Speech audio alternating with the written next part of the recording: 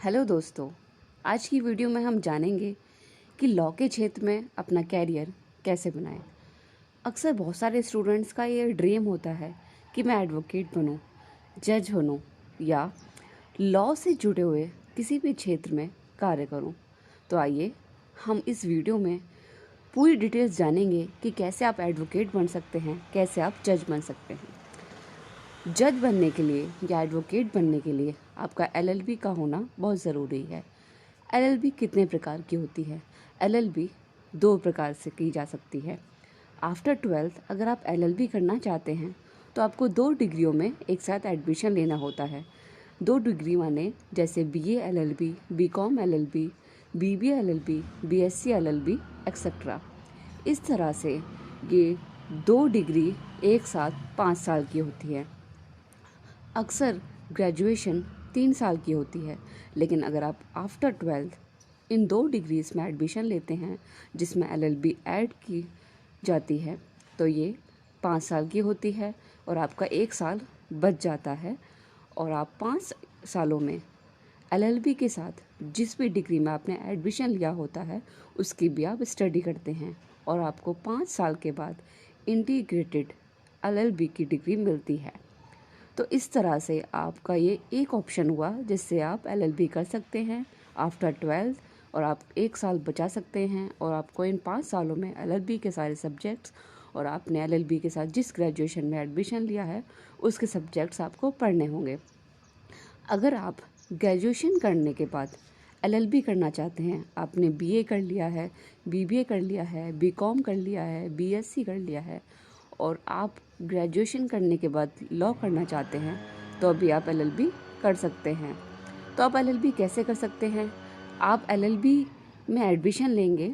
बहुत सारी यूनिवर्सिटीज़ में ये एडमिशन मेरिट के बेस पर होता है और बहुत सारी यूनिवर्सिटीज़ में ये एडमिशन एंट्रेंस टेस्ट के बेस पर होता है। तो जब आपका नंबर आ जाता है तो आप 3 साल की एलएलबी में एनरोल्ड किए जाते हैं और आप 3 साल एलएलबी करते हैं, क्योंकि एलएलबी भी एक तरह से ग्रेजुएशन कहलाई जाती है, चाहे ये आपने ग्रेजुएशन करने के बाद ही क्यों ना की हो। तो आप 3 साल के लिए एलएलबी करने के बाद आपको एलएलबी की डिग्री, बैचलर ऑफ लॉ की डिग्री मिलती है। तो इस तरह से आप एलएलबी कर सकते हैं। ये केवल 2 ही रास्ते हैं और मैं आपको बता दूं, एलएलबी जो होती है वो पूरे ऑल इंडिया में रेगुलर होती है। मतलब आप इसे प्राइवेट कॉलेज से तो कर सकते हैं लेकिन प्राइवेट नहीं कर सकते, क्योंकि ये लॉ है, प्रैक्टिकल सब्जेक्ट्स है और अदर जो सब्जेक्ट्स हैं उसमें तो आप प्राइवेट कर सकते हैं। मतलब आप कॉलेज नहीं गए, आपने एग्ज़ाम दे दिए और आपकी जो मार्कशीट है उस पर लिखा हुआ आएगा कि आपने प्राइवेट एमए किया है या कोई भी डिग्री की है। लेकिन एलएलबी जो होती है वो हमेशा रेगुलर की जाती है। इसे आप प्राइवेट यूनिवर्सिटी से, प्राइवेट कॉलेज से कर सकते हैं, यह आपकी चॉइस है।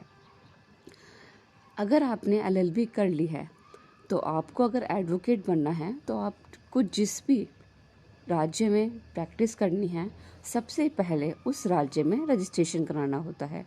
जैसे अगर आप यूपी के किसी डिस्ट्रिक्ट में प्रैक्टिस करना चाहते हैं तो आपको सबसे पहले इलाहाबाद, जहाँ हाई कोर्ट है, वहाँ का आपको रजिस्ट्रेशन लेना पड़ेगा। हर स्टेट की अलग अलग फ़ीस तय की गई है।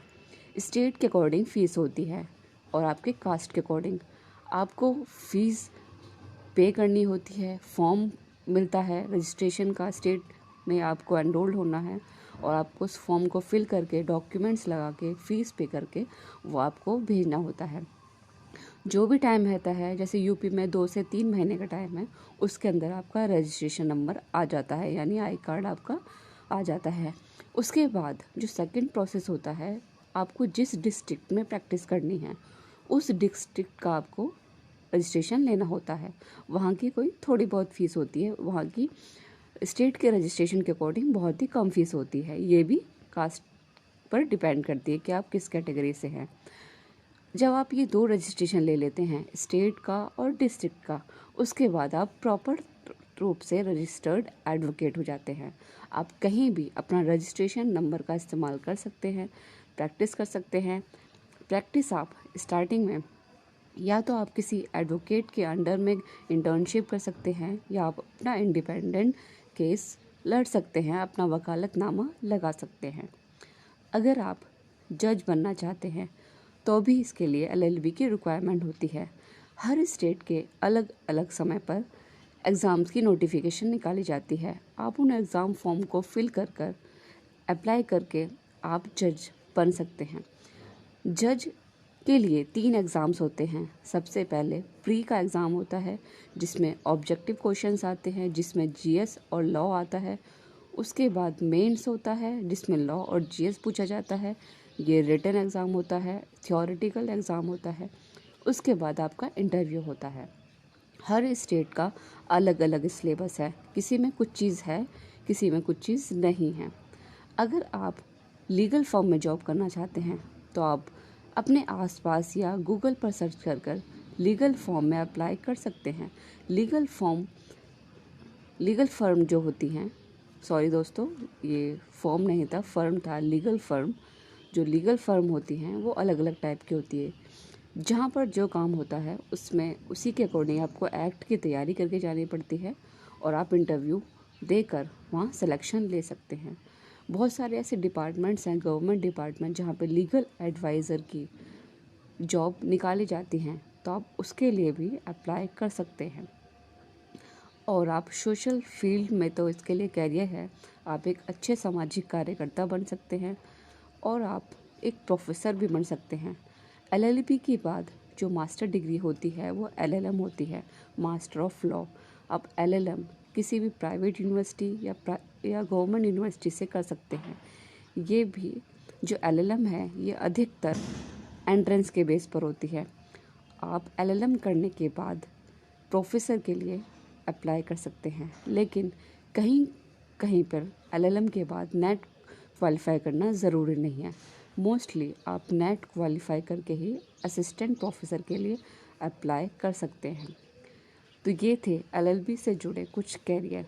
अगर आपको ये वीडियो पसंद आई हो तो आप इसे लाइक करें और सभी स्टूडेंट्स के साथ शेयर करें जो LLB के क्षेत्र में अपना कैरियर बनाना चाहते हैं, और हमारे इस चैनल को सब्सक्राइब ज़रूर करें। Thank you.